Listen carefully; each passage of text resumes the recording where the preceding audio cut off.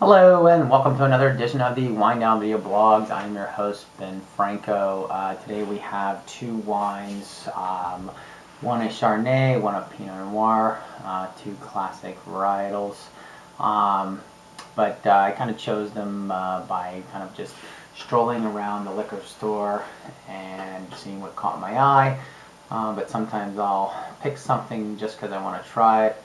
And sometimes I may not even think it might be good, but I want to try it anyway. So this is two of those situations. So I'm hoping I'll be pleasantly surprised.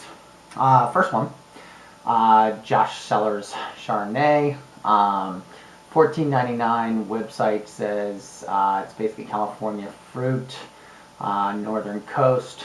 I do not believe it sees malolactic fermentation.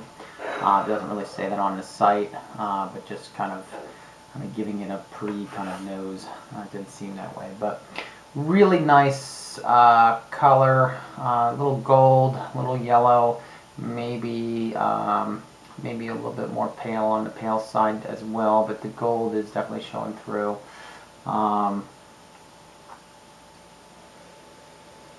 So the nose is more apples and pears than the typical more like when sometimes you'll think maybe like more of a buttery kind of nose or vanilla kind of nose, but apples and pears shine. There is a hint of vanilla down there. It's only, I believe, 30% new French oak coming on this particular wine. But there is a little hint of vanilla and spice, but mostly apple, like green apple and pears.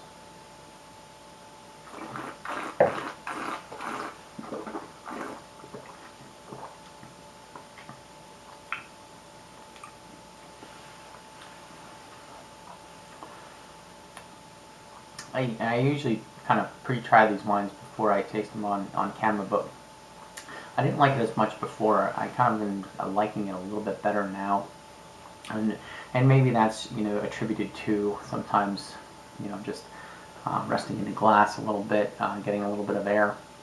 So kind of lesson to myself and to all of you as well. Sometimes on second taste things are a little bit better, but on my second taste here, it's tasting a little bit fuller. It's a little bit more body, more like whole milk than skim milk.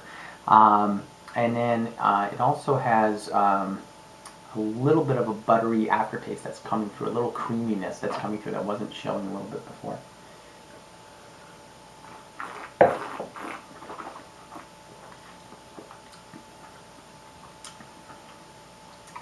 The acidity is there, is a little bright. I would say it's maybe medium minus, but there is definitely some acidity there. It's very there's a crisp apple, component to the flavor as well with the creaminess. It's not overly done. It's a very plain, simple Chardonnay that's not overly done, not overly presented.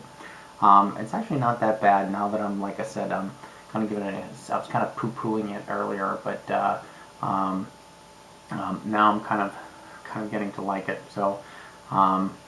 I'll give it a thumb up on this one. I think it's doable. Let's go over to the Merika. No information at all on this website. They have a website, but it just says coming soon. $9.99. This is on sale. So this is on sale at the liquor store right now for $9.89. Pinot Noir for $9.89 doesn't really exist. So I have my rose-colored glasses on, hoping that this will be good. But just as California fruit, again, normally Pinot Noir, usually nothing under 15 bucks.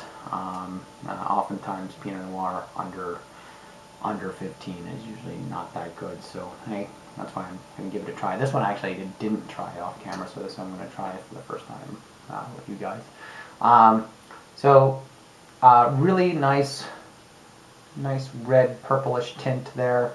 You can definitely see your fingers through it, so it's definitely a light-bodied styled wine.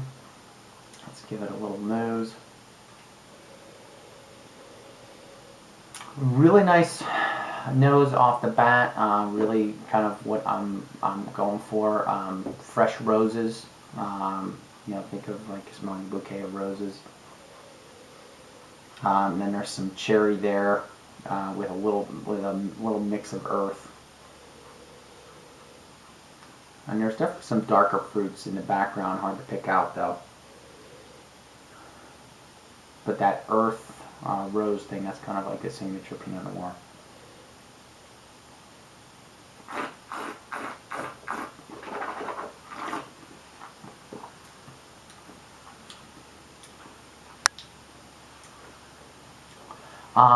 A little, the aftertaste is okay, but the beginning is really awkward. There's like a, it's kind of hot and a little bit disjointed in the front palate, so it's kind of a little bit strange.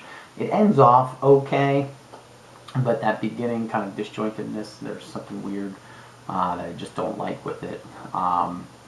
It again, maybe to the average wine drinker would be just fine for $9.99.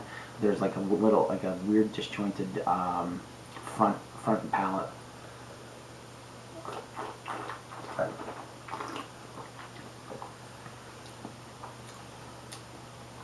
Yeah, there's actually just no front palate. I think that's probably the problem. There's just no taste there until it really gets back towards the back end. So it's really missing a front and a mid palate, meaning the wine has an ending but has no beginning or middle, basically, which is something we look for, is kind of a beginning, a middle, and an end. So I say yes on the Josh Cellars, and I say skip the Merika, or Merika. And we'll see you next time on the Winedown Video Blogs.